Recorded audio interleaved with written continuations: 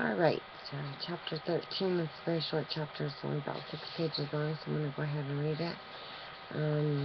Last chapter, Mr. Finch has gone out of town for a couple weeks. The pressure is starting to build with the knowledge that he is defending Tom Robinson. And Calpurnia stays with the children while Atticus is away, and they go off to church with her. And they have a warm reception by everyone but one, a lady named Lula, who was not happy about it. Okay, chapter 13. Put my bag in the front bedroom, Calpurnia, was the first thing Aunt Alexandra said. Jean Louise, stop scratching your head, was the second thing she said. Calpurnia picked up Auntie's Calpurnia picked up Auntie's heavy suitcase and opened the door. I'll take it, said Jem, and took it. I heard the suitcase hit the bedroom floor with a thump. The sound had a dull permanence about it. Have you come for a visit, Auntie? I asked. Aunt Alexandria's visits from the landing were rare, and she traveled in state. She owned a bright green square Buick and a black chauffeur, both kept in an unhealthy state of tidiness, but today they were nowhere to be seen. Didn't your father tell you? She asked. Jem and I shook our heads. Probably he forgot. He's not in yet, is he? No, ma'am, he doesn't usually get back till late afternoon, said Jem. Well, your father and I decided it was time I came to stay with you for a while. For a while, in Maycomb meant anything from 3 days to 30 years. Jem and I exchanged glances. Jem's grown up now, and you are too, she said to me. We decided that it would be best for you to have some feminine influence. It won't be many years, Jean Louise, before you become interested in clothes and boys. I could have made several answers to this. Cal's a girl. It'd be many years before I'd be interested in boys. I would never be interested in clothes, but I kept quiet. What about Uncle Jimmy? Asked Jem. Is he coming too? Oh no, he's staying at the landing. He'll keep the place going. The moment I said, won't you miss him? I realized that this was not a tactful question. Uncle Jimmy present or Uncle Jimmy absent made not much difference. He never said anything anyway. Aunt Alexandra ignored my question. I could think of nothing else to say to her. In fact, I could never think of anything to say to her. And I sat thinking of past painful conversations between her and I. How are you, Jean Louise? Fine, thank you, ma'am. How are you? Very well, thank you. What have you been doing with yourself? Nothing. Don't you do anything? No, ma'am. Certainly you have friends. Yes, Well, what do you do? What do y'all do? Nothing. It was plain that Auntie thought me dull in the extreme, because I once heard her tell Atticus that I was sluggish. There was a story behind all this, but I had no desire to extract it from her. Today was Sunday, and Aunt Alexandra was positively irritable on the Lord's Day. I guess it was her Sunday corset. She was not fat, but solid, and she chose protective garments that drew up her bosom to giddy heights, pinched in her waist, flared out her rear, and managed to suggest that Aunt Alexandra's was once an hourglass figure. From any angle, it was formidable. The remainder of the afternoon went by in the gentle gloom that descends when relatives appear, but was dispelled when I heard a car turn in the driveway. It was Atticus home from Montgomery. Jem, forgetting his dignity, ran with me to meet him. Jem seized his briefcase and bag. I jumped in his arms, felt his vague dry kiss, and said, "Did you bring me a book? Do you know Auntie's here?" Atticus answered both questions in the affirmative. How'd you like for her to come to live with us? I said I would like it very much, which was a lie, but one must lie under certain circumstances, and at all times when one can't do anything about it. We felt it was time you children needed. Well, it's like this, Scout, Atticus said. Your aunt's doing me a favor as well as you all. I can't stay here all day with you, and the summer's going to be a hot one. Yes, sir, I said, not understanding a word he said. I had an idea, however, that Aunt Alexandra's appearance on the scene was not so much Atticus's doing, but as hers. Auntie had a way of declaring what is best for the family, and I suppose her coming to live with us was in that category. Maycomb welcomed her. Miss Maudie Atkinson baked a lame cake so loaded with shinny it made me tight. Miss Stephanie Crawford had long visits with Aunt Alexandra, consisting mostly of Miss Stephanie shaking her head and saying, mm. Miss Rachel next door had Auntie over for coffee in the afternoons, and Mr. Nathan Radley went so far as to come up in the front yard and say he was glad to see her. When she settled in with us and life resumed its daily peace, Aunt Alexandra seemed as if she had always lived with us. Her missionary society refreshments added to her reputation as a hostess. She did not permit Calpurnia to make the delicacies required to sustain the society through long reports over Rice Christians. Long reports on Rice Christians. She joined and became secretary of the Maycomb Amanuensis Club to all parties present and participating in the life of the county. And Alexandra was one of the last of her kind. She had riverboat boarding school manners. Let any moral come along and she would uphold it. She was born in the objective case. She was an incurable gossip. When Aunt Alexandra went to school, self-doubt could not be found in any textbook, so she knew not its meaning. She was never bored, and given the slightest chance, she would exercise her royal prerogative. She would arrange, advise, caution, and warn. She never let a chance escape her to point out the shortcomings of other tribal groups to the greater glory of our own, a habit that amused Jem rather than annoyed him. Auntie better watch how she talks. Scratch most folks in Maycomb and they're kin to us. Aunt Alexandra, in underlining the moral of young Sam Merriweather's suicide, said it was caused by a morbid streak in his family. Let a 16-year-old girl giggle in the choir, and Auntie would say, just goes to show, all the Penfield women are flighty. Everybody in Maycomb, it seemed, had a streak. A drinking streak, a gambling streak, a mean streak, a puny streak, a funny streak. Once, when Auntie assured us that Miss Stephanie Crawford's tendency to mind other people's business was hereditary, Atticus said, Sister, when you stop to think about it, our generation's practically the first in the Finch not to marry its cousins. Would you say the Finches have an incestuous streak? Auntie said, no, that's where we got our small hands and feet. I never understood her preoccupation with heredity. Somewhere I had received the impression that fine folks were people who did the best they could with the sense they had, but Aunt Alexandra was one of the opinion obliquely expressed that the longer a family has been squatting on one patch of land, the finer it was. That makes the Yules fine folks, then, said Jem. The tribe of which Burris Yule and his brethren consisted had lived on the same plot of earth behind the Maycomb dump and had thrived on county welfare money for 3 generations. Aunt Alexandra's theory had something behind it, though. Maycomb was an ancient town. It was 20 miles east of Finch's Landing, awkwardly inland for such an old town.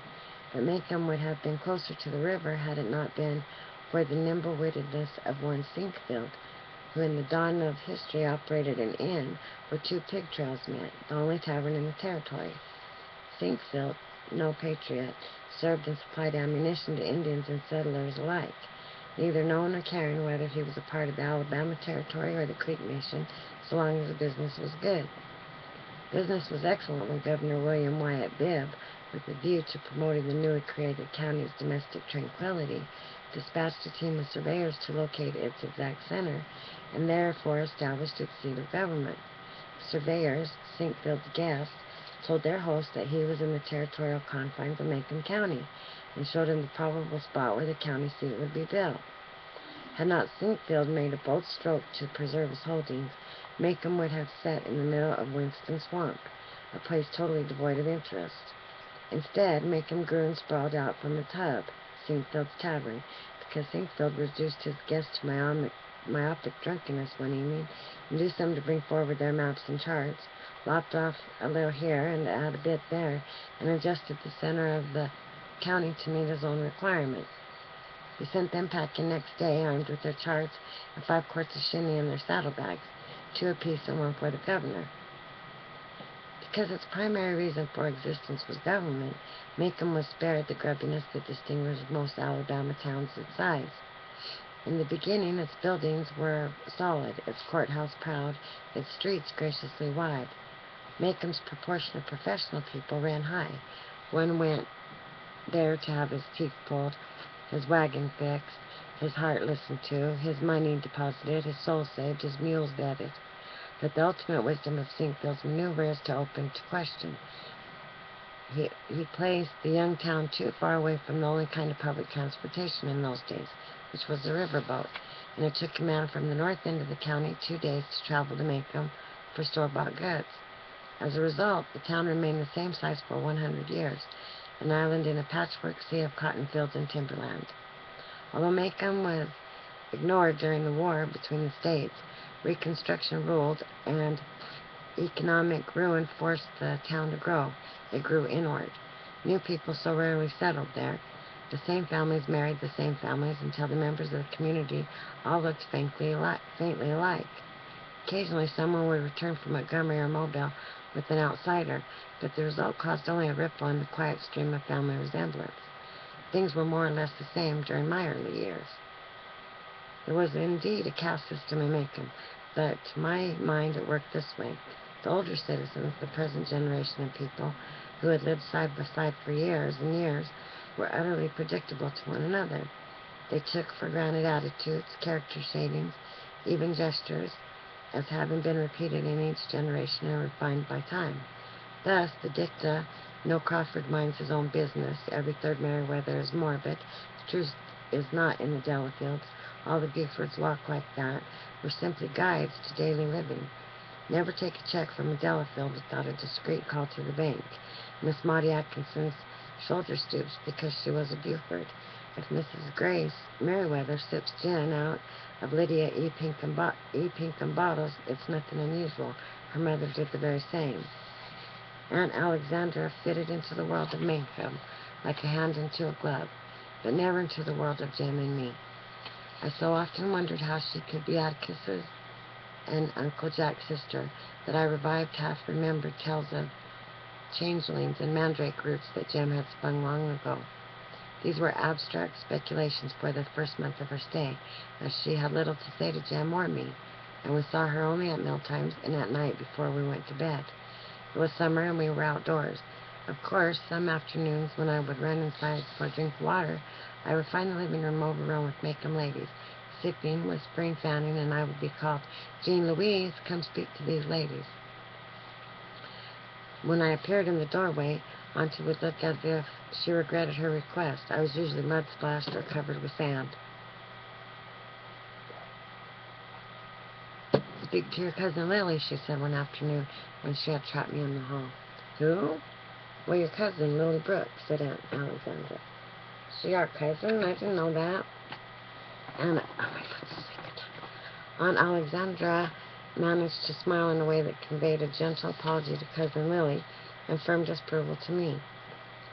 It was a sad thing that my father had neglected to tell me about the Finch family or to install any pride into his children. She summoned Jem, who sat warily on the sofa beside me.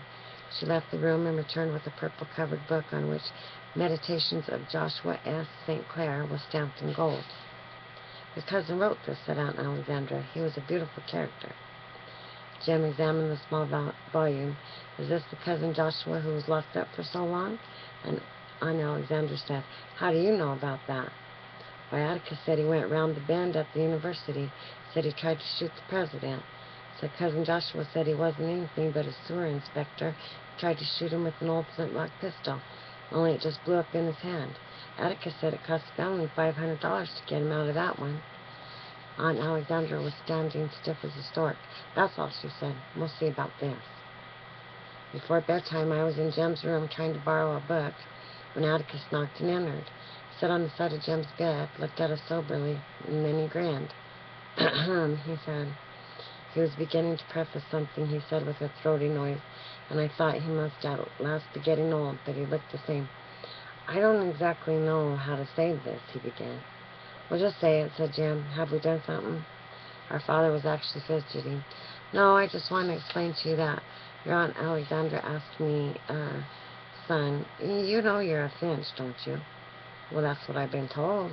Jem looked out of the corners of his eye. His voice rose uncontrollably. Atticus, what's the matter? Atticus crossed his knees and folded his arms. I'm trying to tell you the facts of life. Jim's disgust deepened. I know all that stuff, he said. Atticus suddenly grew serious in his lawyer's voice. Without a shade of inflection, he said, Your aunt has asked me to try and impress upon you and Jean Louise that you are not from run-of-the-mill people, that you are the product of several generations of genteel breeding. Atticus paused, watching me locate an elusive red bug on my leg. Gentle breeding, he continued. When I had found and scratched it, and then you should try to live up to your name. Atticus persevered in spite of us. She asked me to tell you, you must try to behave like the little lady and gentleman that you are. She wants to talk to you about family and what it's meant to Maycomb County through the years, so you'll have some idea of who you are, so you might be moved to behave accordingly, he concluded at a gallop. Stunned, Jim and I looked at each other and then at Atticus, whose collar seemed to worry him. We did not speak to him. Presently, I picked up a comb from Jim's dresser and ran its teeth along the edge. Stop that noise, Atticus said. His curtness stung me. The comb was midway in its journey, and I banged it down. For no reason, I felt myself beginning to cry, but I could not stop. This was not my father. My father never thought these thoughts. My father never spoke so. Aunt Alexandra had put him up to this somehow. Through my tears, I saw Jem standing in a similar pool of isolation, his head cocked to one side. There was nowhere for us to go, but I turned to go and met Atticus's best friend. I buried my head in it and listened to the small internal noises that went on behind the light blue cloth. His watch ticking, the faint crackle of his starched shirt, the soft sound of his breathing. Your stomach's growling, I said. I know it, he said. Well, you better take some soda. I will, he said. Atticus, is all this behaving and stuff gonna make things different? I mean, are you... I felt his hand on the back of my head. Don't you worry about anything, he said. It's not time to worry. When I heard that, I knew he had come back to us. The blood in my legs began to flow again, and I raised my head. You really want us to do all that? I can't remember everything finches are supposed to do. I don't want you to remember it. Forget it. He went to the door and out of the room, shutting the door behind him. He nearly slammed it, but caught himself at the last minute and closed it softly. As Jem and I stared, the door opened again and Atticus peered around. His eyebrows were raised. His glasses had slipped. Get more like Cousin Joshua every day, don't I? Do you think I'll end up costing the family $500? I know now what he was trying to do, but Atticus was only a man, and it takes a woman to do that kind of work.